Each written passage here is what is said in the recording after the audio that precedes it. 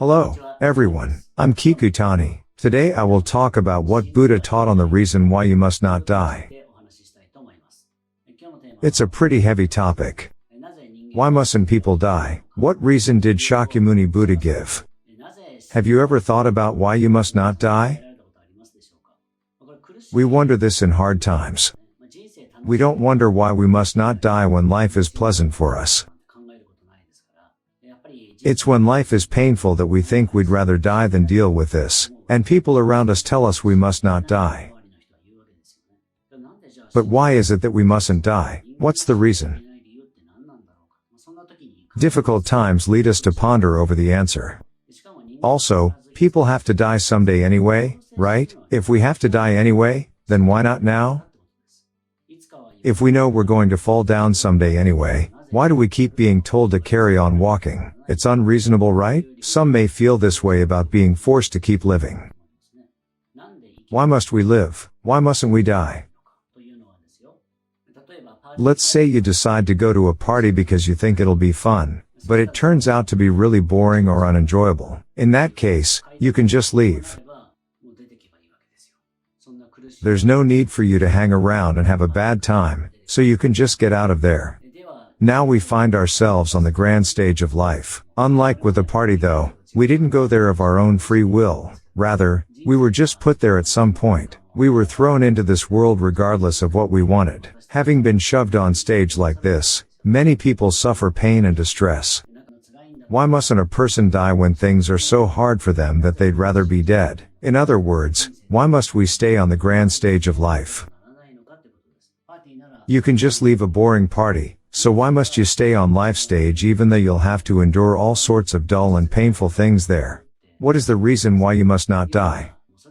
Today I would like to talk about what Shakyamuni Buddha taught regarding this 2,600 years ago. First of all, I'd like to begin by exploring common responses to this question. Second, I'd like to discuss the fact that the reason why we mustn't die is inseparable from the question of what happens after death. Third, I will talk about Buddha's answer. Today I will talk about these points. First is common responses. Second is what happens when we die. Third is Buddha's answer. I will talk about these three things. I've written some reasons people commonly give for why we mustn't die on the board. Quite a lot of people say that you mustn't die because it'd make your family sad. This actually includes other loved ones like friends and romantic partners.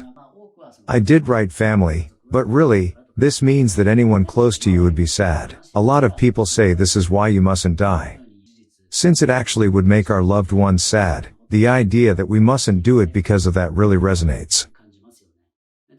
But if that's the reason, then what about people who don't have any family? More and more elderly people live alone nowadays. Since Japan is fast becoming a super-aging society, more people are dying alone. The number of elderly people with no relatives increases each year. The harsh truth is that there's no one around who'd be sad if they died. There are elderly people who are bedridden and who have to have young relatives take care of them. They might feel their lives are just a burden. If someone gets dementia, they might feel their worsening condition will only make their family sad and that they'll only be a burden, so they conclude it'd be better to die. Some people don't want to make their families spend money on their upkeep if they're just going to cause them trouble and heartache, so they'd rather die. A capable person whose loss would be mourned might feel encouraged to live by this reasoning. But what about those who feel they're nothing special or that others would be better off with them gone? Is there also a reason why they mustn't die? The second most common response is that you mustn't die because dying is scary. Rather than why you mustn't die, that's more a reason why a person would choose not to die. A person's reason for not wanting to die might be that death is scary. It doesn't really constitute a reason why you mustn't die. Certainly dying is something shrouded in mystery, which is frightening, and we don't like that. I think there are quite a few people who find life painful but are scared of death, so, weighing up their options, they just live because it's all they can do. You might say that rather than living because we love life, we live because we fear death. there's probably no small number of people who just shrug, eat their meals, and live another day because the alternative, death, is frightening. But that's a reason why we don't want to die. It's not a reason why we mustn't die. The third reason is, it's a sin. From the point of view of religions like Christianity and Islam, suicide is a sin. These religions teach that humans were made by a creator God. To willingly destroy what was created by this God is an act of blasphemy. It is a sin, a betrayal of this God, so you will have to face divine punishment if you do it. Going by Christian or Islamic doctrine, then, to take one's own life is a sin. This is one common answer regarding why you mustn't kill yourself. Even if not based on a religious view, some people may insist that it's simply something you must never do from a moral standpoint. It's wrong, they say, so you should simply accept that it's wrong. As for why it's wrong, they don't think that far, they only maintain that it's a bad thing. When asked about reasons why we mustn't die, most people would mention one of these. Most are unable to find a real reason why we mustn't die. Some might even say that it's fine not to have a specific reason. So everyone insists that we mustn't die, yet when asked on what grounds they are saying this, their reasoning is actually pretty vague.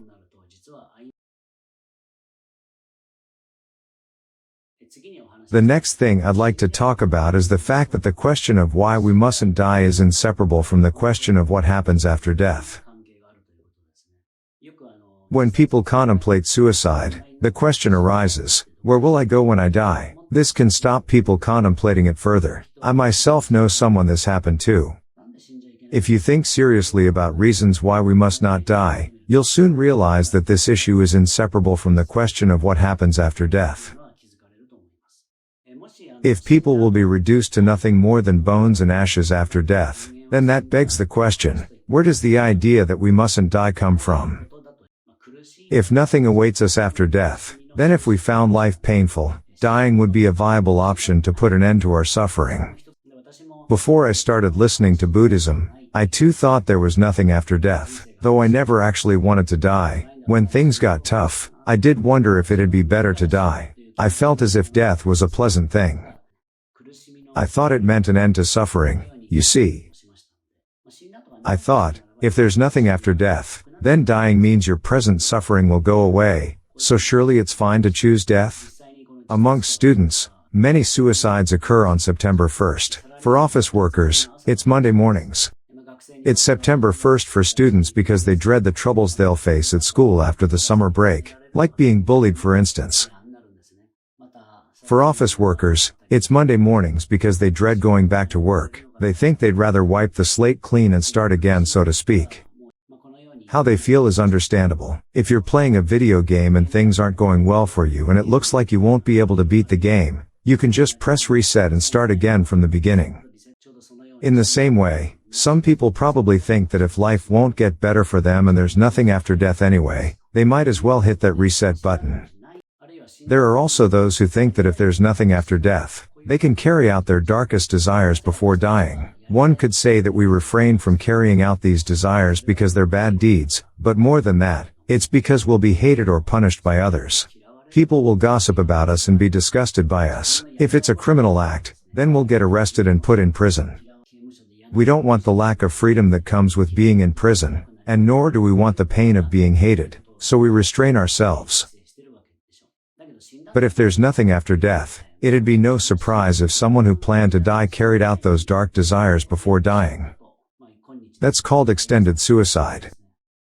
It's when a person who wants to die does something awful like killing others before killing themselves. Cases of this are increasing in Japan now too.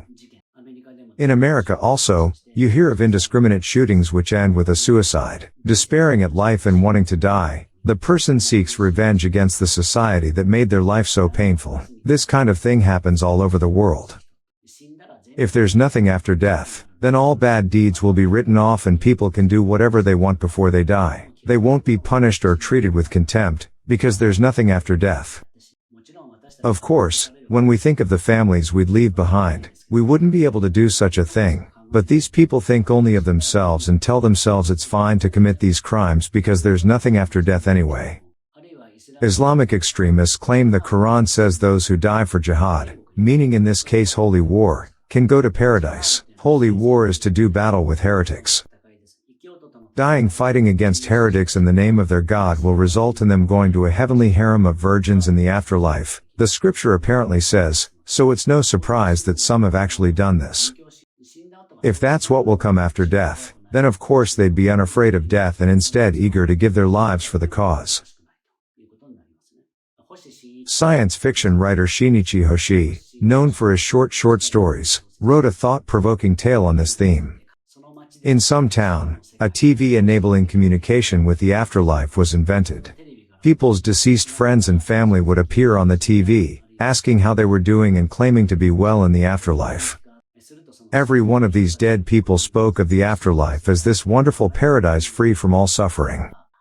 So they were all saying, "It's so nice here, I'm so glad I died." Swayed by how lovely this afterlife sounded, some of the living residents committed suicide. Then those people would appear on the TV saying that this realm really was great and that they'd been right to commit suicide, inviting everyone to come and join them. They even said that instead of the death penalty, people should be punished with long life. So more and more people decided it'd be better to die and committed suicide. Eventually there was no one left in the town, save for one person. While he was silently clearing away the dead bodies, a visitor to the town asked him why he chose not to die. To this, he answered, I guess I just naturally lack the ability to believe in this sort of thing." So this man questioned whether this TV enabling communication with the afterlife was for real or not and wondered if people weren't being deceived. He couldn't fully trust it. Isn't this story thought-provoking? So there is a link between the question of whether it's okay to take your own life and what happens after death, and this is discussed in this short story.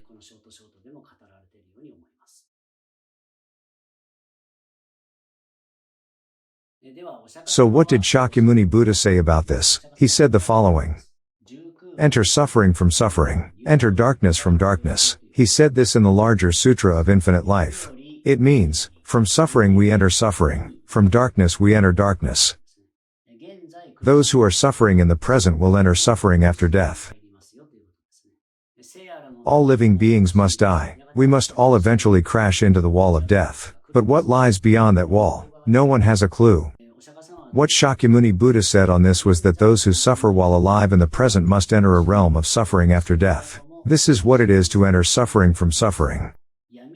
Enter darkness from darkness means that those whose present lives are dark will enter darkness when they die in the future. A dark life is spent not knowing why we live, blaming and cursing others in hard times, and lamenting that if life must be this hard, it'd be better to die. That is what is meant by darkness. It is a life spent wishing for death and wondering what meaning there is to one's life. Those who have this darkness in this life will enter a dark future, just as they are. This is to enter darkness from darkness. Our life is like a ride on a small boat on a rapidly moving river. What lies ahead is the waterfall of death. So what comes after the boat tumbles down that waterfall? Of course, it's a realm of suffering. When someone whose present life is dark dies, they will go to another painful realm. Buddhism teaches that our present suffering is one kind of karmic result. As retribution for our bad deeds, we are suffering in the present and our suffering will continue after death. Our reality is that we are stuck in an endless cycle of suffering, treading a tightrope from one fleeting dream to another. This is what Shakyamuni Buddha conveyed with his words, "Enter suffering from suffering, enter darkness from darkness." So then, what kind of teaching is Buddhism? Buddhism is all about being transferred out of that endless cycle of suffering onto a great ship headed for the land of infinite light. We are currently aboard that small boat headed towards the waterfall of death. Salvation in Buddhism is to be transferred from there onto the great ship. Life on the small boat is painful, and not knowing what awaits us after death brings us anxiety. Upon being transferred onto the great rescue ship of Namu Amida Butsu, which frees us from this endless cycle of entering suffering from suffering, we will be imbued with the happiness of knowing we are bound for the land of infinite light.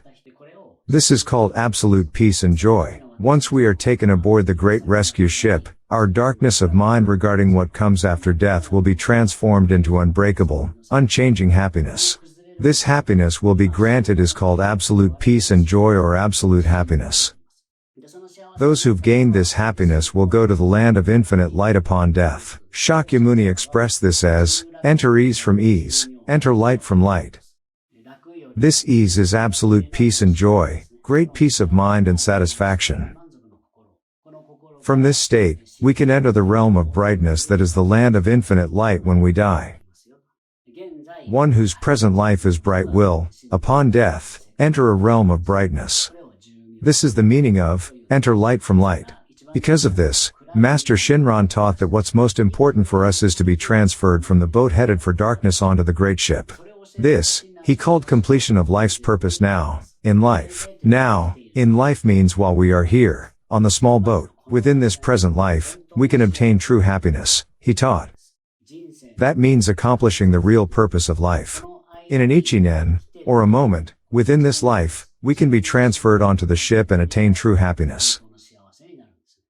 We don't know how many years we have left in life, but we can be transferred to this ship within this time. Buddhism teaches that the reason why we mustn't die is that we need to be taken aboard this ship within this life. The moment this happens, it will be made clear to us that we were born human precisely for this purpose and that this was the reason why we needed to stay alive, so we will delight at having been born human. This is what Buddhism teaches. So, Buddhism says, the reason why we mustn't die is that the sole purpose of our being born human is to obtain this everlasting happiness. That's what this life is for, so we must never do something so rash as to end our own lives. Master Shinran dedicated his whole life of 90 years to conveying this completion of life's purpose now, in life, at the risk of his own life. That's why people mustn't die. We must do all it takes to support each other in staying alive. This is the Buddhist teaching that I have introduced to you today.